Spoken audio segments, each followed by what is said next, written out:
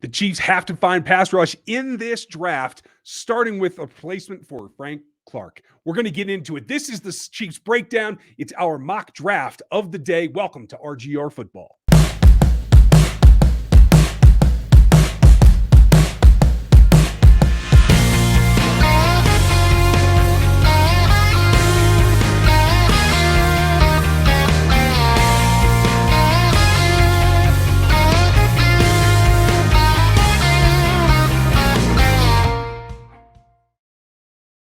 Welcome back. I'm Ryan. This is me going rogue on the Kansas City Chiefs and your NFL. I kicked off the mock draft as the intro started, so we're going to get to our first trade option here in just a second.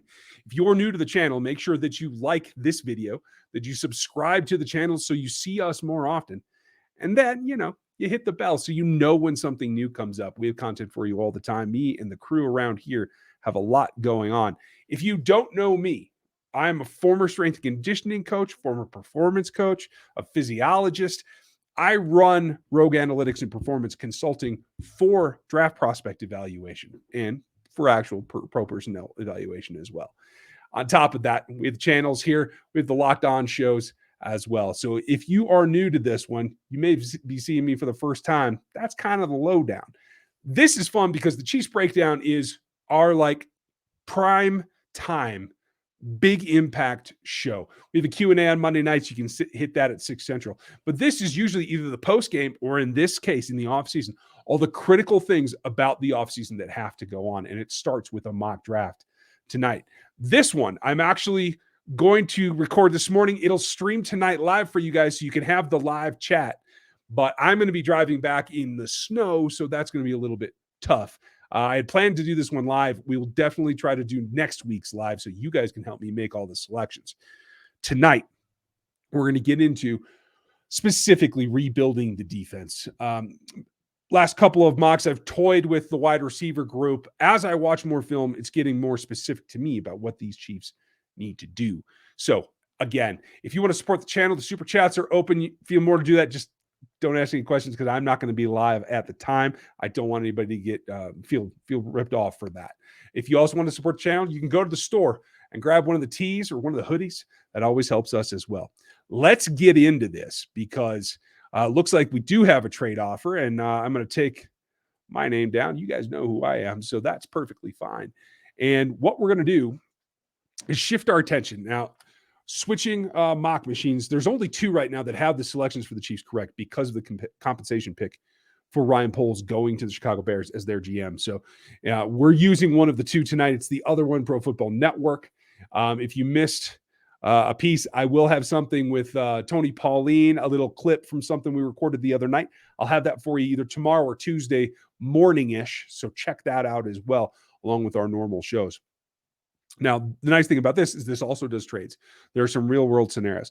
Now, this is the Las Vegas Raiders. I actually don't think this trade would be offered, but they want us to go all the way down to 53 from 30, and they'll give us a third-round pick and a second the following year. Well, we're not going to help them out in any way, shape, or form. The Houston Texans would like us to go down 7 spots, and I think that would be within the realm of possibility depending on the board. Giving me a third next year doesn't really help, so we'll reject that as well.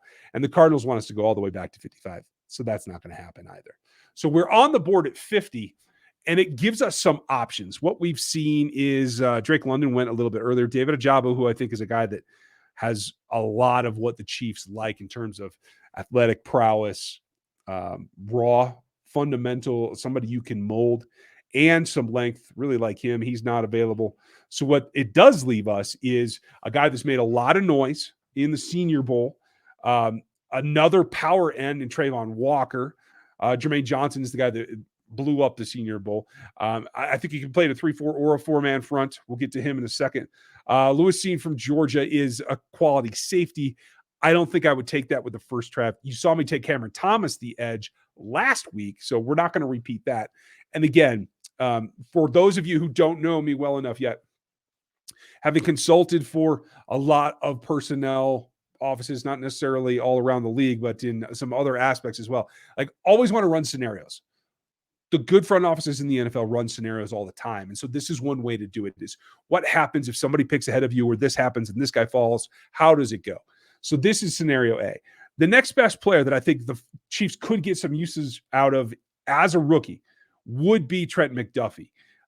In fact, you'll see something on Locked On Chiefs. You can hit that here on YouTube or in the audio about him coming up here tomorrow.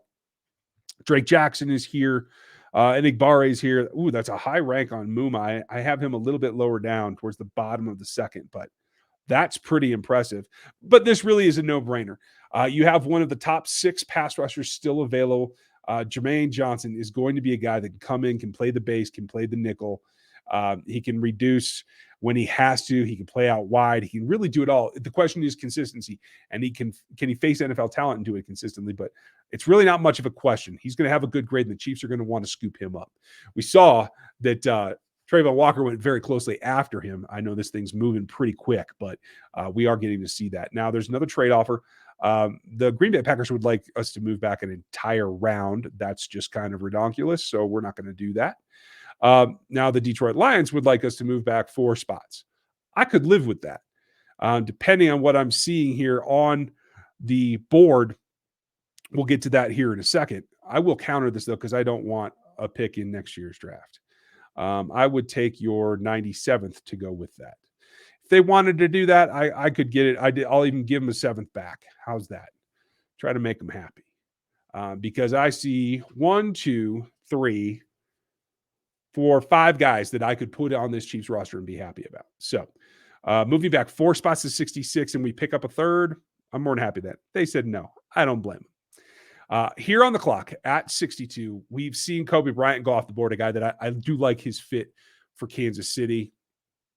We also have, scroll too far, Devontae Wyatt went off the board, an interior pass rusher that I really like his ability that could help the Chiefs out. So what we're left with is a receiver that I'm not keen on in the second. I would like him in the 3rd. We have Jalen Petrie, a safety that can come in and do a lot of things for this defense. There's no replacing Tyrann Mathieu. We don't know if they'll have to, but that's the way it looks right now as I record this. But he could do a lot of those things that the Chiefs like. Myjai Sanders, if we hadn't gone edge in the first one, this would be the pick because I think he's a value here in the second because he's been able to sustain himself, even though he's got kind of a slender frame inside and he's played pretty well. Kyler Gordon is a guy that's going to be an incredible athlete. He played the same system Marcus Peters did under Jimmy Lake, and he's a guy that I like his talent. He is a heavy consideration here for me just because you could plug him in, take over Ward's spot, and will there be bumps? Yes, there definitely will. But he is a guy that I think will be all the athleticism that you want, can play a lot in zone, should be able to man up when he needs to. He didn't get asked to do that a lot. I want to say it was 17% of his college snaps was all. It comes down to those 2 guys for me, Petrie or Gordon. And I'm at a toss-up. I think they're both going to be needs. I think really the higher value is going to be Gordon as the corner. So we're going to grab him now. Cross up 2 of the Chiefs' big needs right off the get-go. Now, we're going to see a lot of players trickle by here, and I know a lot of you guys are going to want us to go offense. This is kind of ridiculous from the Cardinals. We're going to reject that straight out of hand. Same thing with the Chargers. So we're on the clock. And unfortunately, the guy that I was going to target, George Pickens, went the very pick before to those 49ers. Not very happy about that. His teammate, Channing Tindall, went off as well. So that brings us to where are we with the linebacker group? And it's a little bit thin, I want to say. If we go linebacker here, Quay Walker's on the board. Damone Clark is here. We do have pick 103, I think this machine has it at it. Yes. And he's listed at 102. Do we take a chance that he's not there? He's long, tall. He's going to test well when we see him at the combine. I like his fit. He is definitely there. He has a lot more experience than Quay Walker does. I would actually flip these 2 players in terms of my board as it sits right now. I've done a game or 2 or 3 on each of them. I haven't finished my evaluations. Clark also wore the 18 jersey at LSU, and that is, I think, a thing that is a separator on some boards for being that leader, being that guy that the team values that well. Is he pure coverage? No. Neither is Quay Walker. So I don't think that gets you anywhere. We go back to everyone that's available. We would take a look. Jake Ferguson, I like him as a fit. You guys have heard me say that before. I'm not sure if it was on this show. I do like him, but I don't think I can pull the trigger here at 94 when there's other fish to fry. And a lot of talent as well. There's the running backs that you guys like. We will not be taking your running back. Neither will the Chiefs. They will roll a free agency or maybe pick up a guy on late day 3. So it comes down to, there's my guy Zappy. That's a little even high for me. I have him in like the low 4th right now. Khalil Shakur, he's a guy that we're going to come back and try to tag with the next selection. So it really comes down to, are we going to look at Jake Ferguson as a tight end 2 kind of weapon, knowing that Jody Fortson's on board and so is Noah Gray, or are we going to go and let Damon Clark come in and really make that Sam sing, a guy that can play in coverage as well? He's just not a coverage specific guy.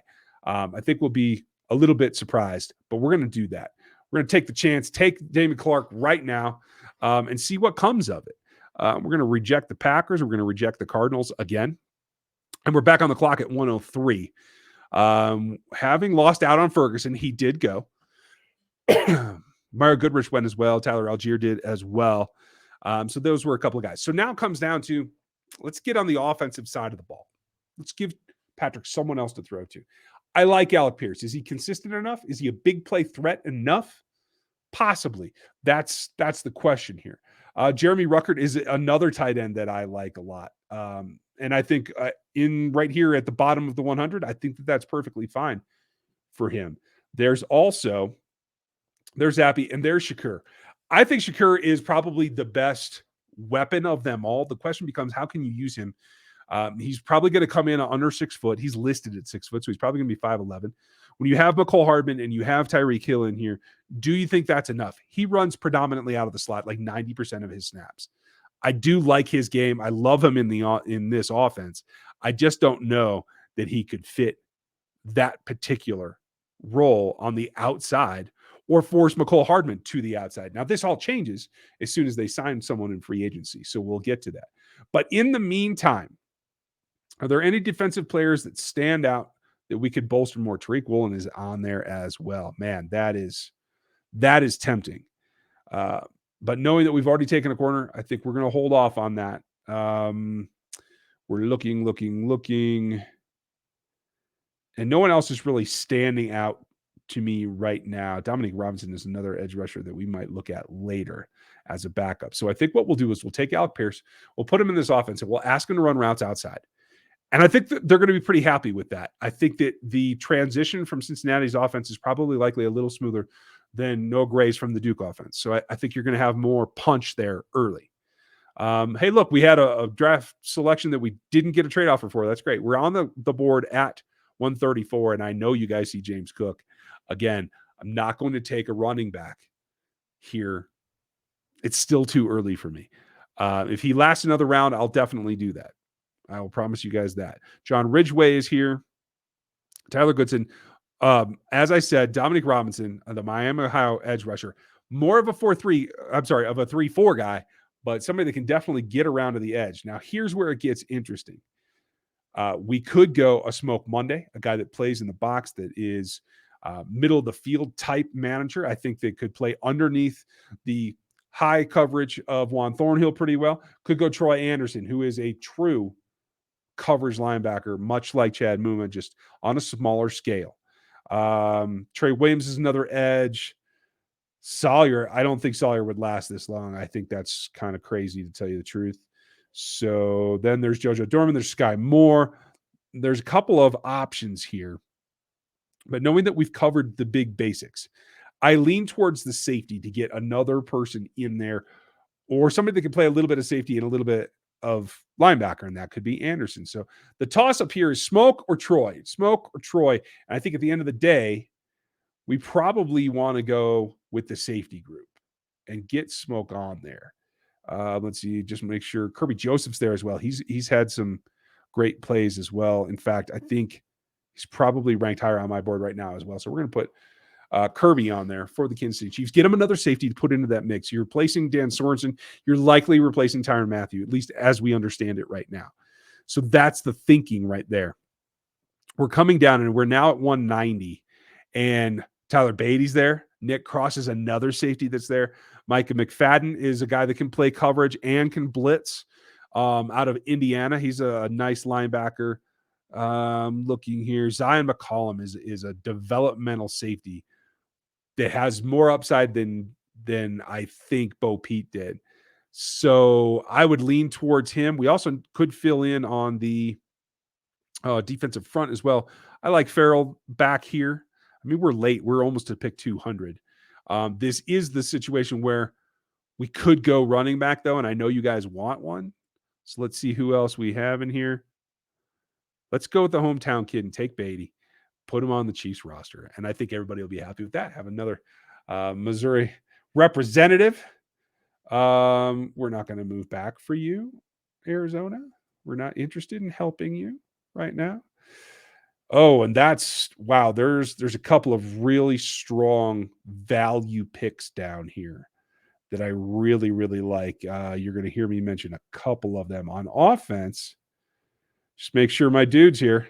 Britton Covey's another one that could be very, very interesting. Trey Turner should not be that low.